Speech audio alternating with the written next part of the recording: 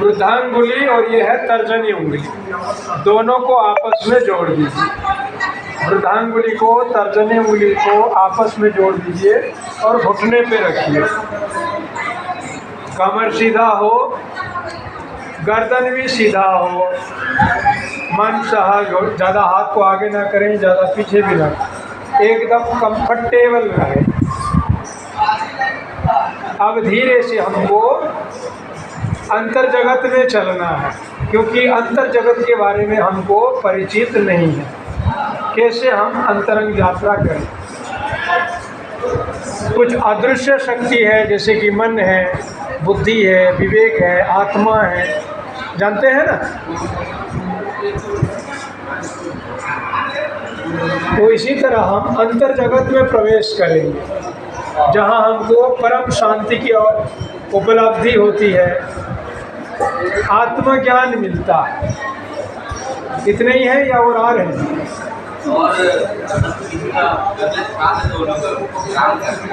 अभी और कोई आने वाले नहीं है?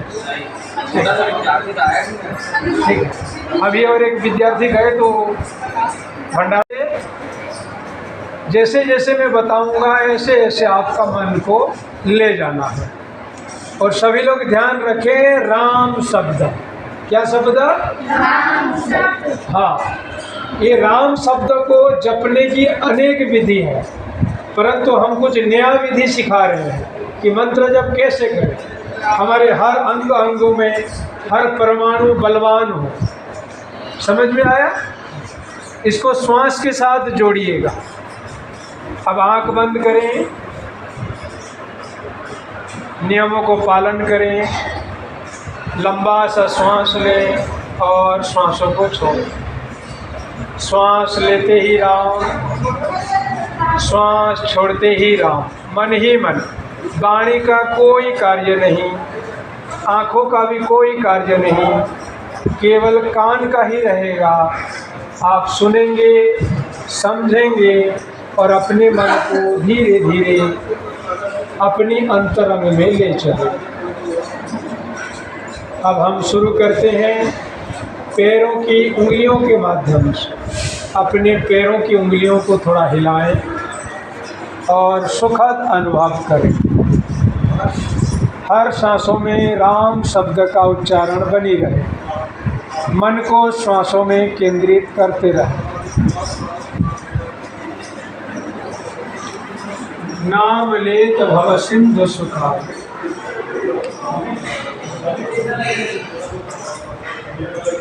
आप महसूस करें धरती माता की रोग हरने वाली स्वास्थ्यप्रद ऊर्जा आपकी पैरों के तलवे से होते हुए ऊपर की ओर बढ़ रही है और पैरों के निचले हिस्से को आराम पहुंचा रही है।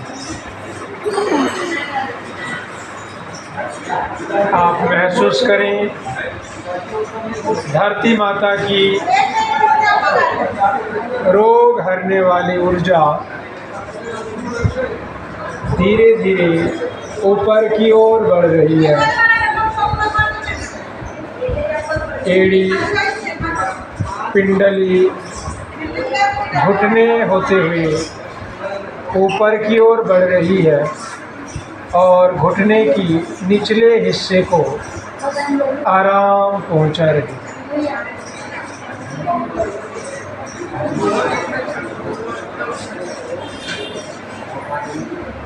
ऊपर बढ़ता हुआ महसूस करें।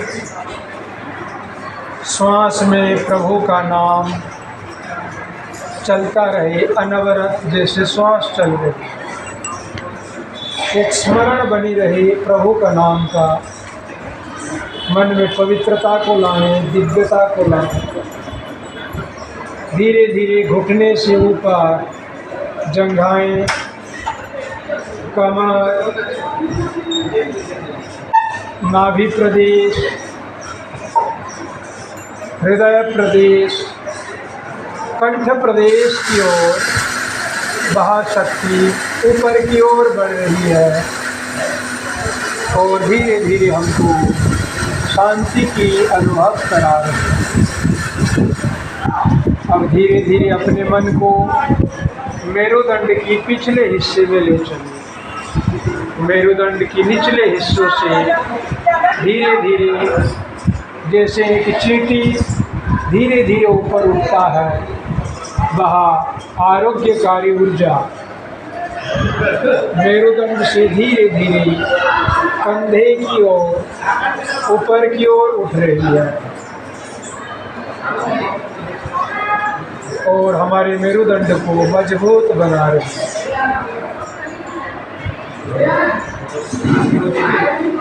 जैसे ही कंधे तक आया,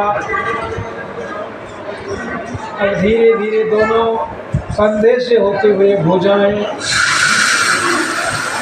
कोहनी, हाथ की कलाइयाँ और हथेली की ओर जा रही है और हमको सुखद अनुभव करा रही है।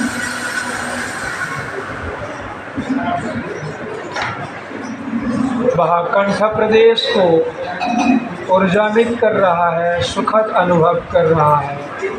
अब अपने मन को कंठ की ओर ले आए।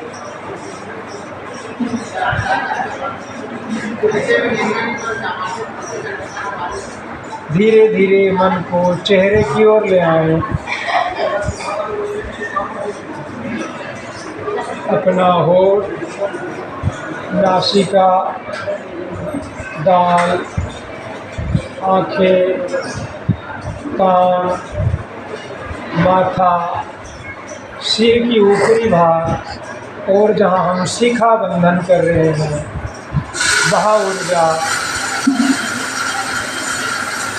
उसी जगह को आंदोलित कर रहा है और सुषुप्त में जो कोशिकाएं हैं, बुद्धि की ग्रंथि जो बंद पड़ी है वही खुल रही है और हम ऊर्जावान महसूस कर रहे हैं।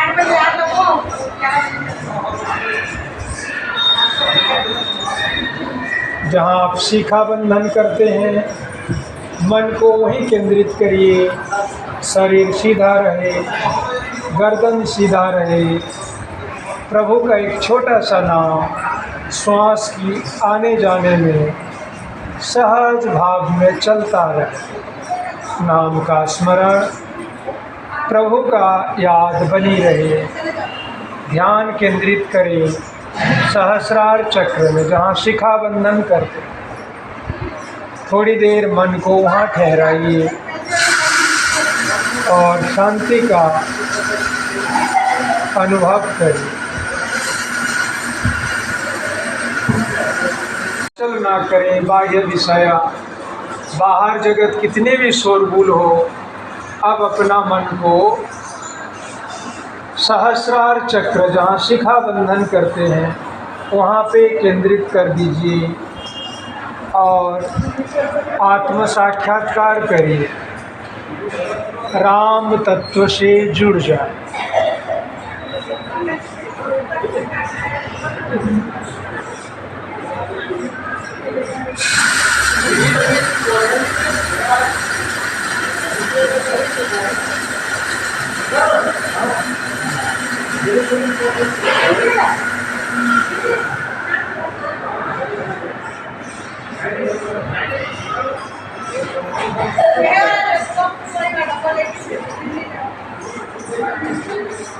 मन अगर इधर, पहले काल में कितना 12 वर्ष की आयु में शुरू किया जाता, फिर आगे जब अपने अपने सुविधा के अनुसार। आपको कितना वर्ष आयु हो चुका? कौन सी कक्षा में पढ़ते हो बता दीजिए। हैं? प्रथम वर्ष। अच्छा, 6वीं में।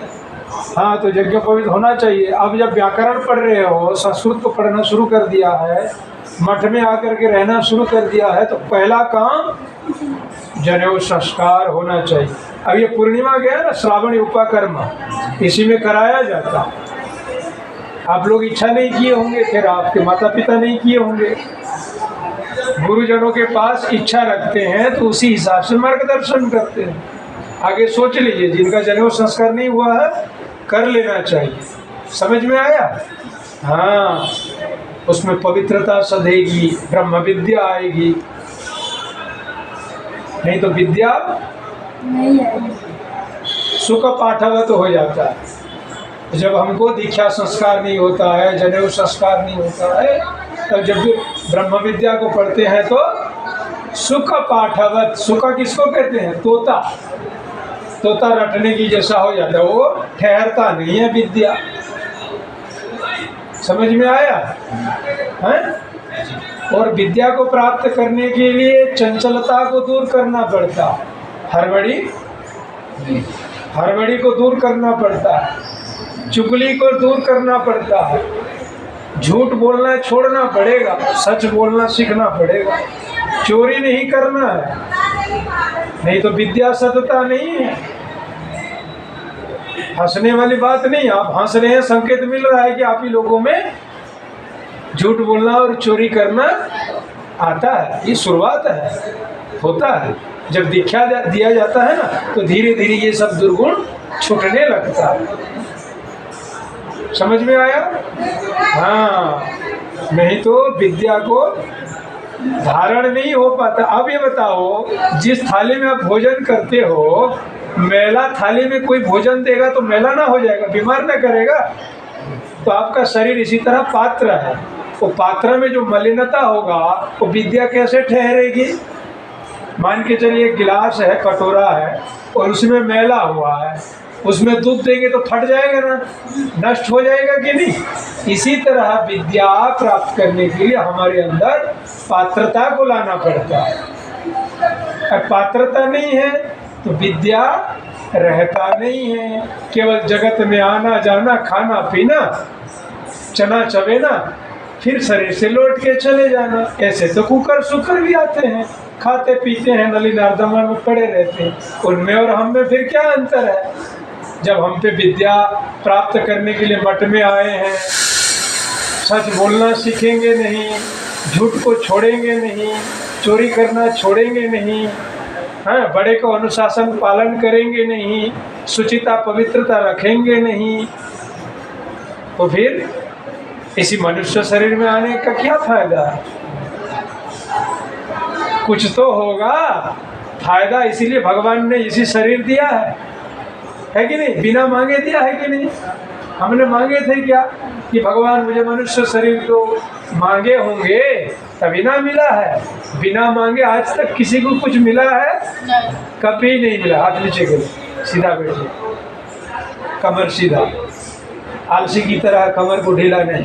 जिसका कमर मजबूत है, ये मेरुदंड की जो है ना, इसमें 3 नाड़ी है। कितने नाड़ी हैं? इसका नाम है ईड़ा, दूसरे का नाम है पिंगला, और मध्य में जो है सुषुम्ना है। ये मेरुदंड दिख रहे हैं ना, कमर से लेकर के सिर की शिखर तक गया, 3 नाड़ियां हैं। ये जब झुक के बैठते हैं ना, ये दब जाता है।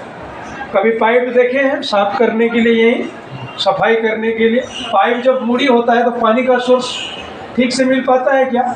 नहीं मिल पाता है। तो मस्तिष्क में एनर्जी, बुद्धि शक्ति को, मेधा शक्ति को बढ़ाने के लिए कमर झुके रहेंगे तो पाइप जैसे मुड़े रहता है ना, ऐसे मुड़ के रह जाता है, तो सोर्स जाएगा क्या ऊपर?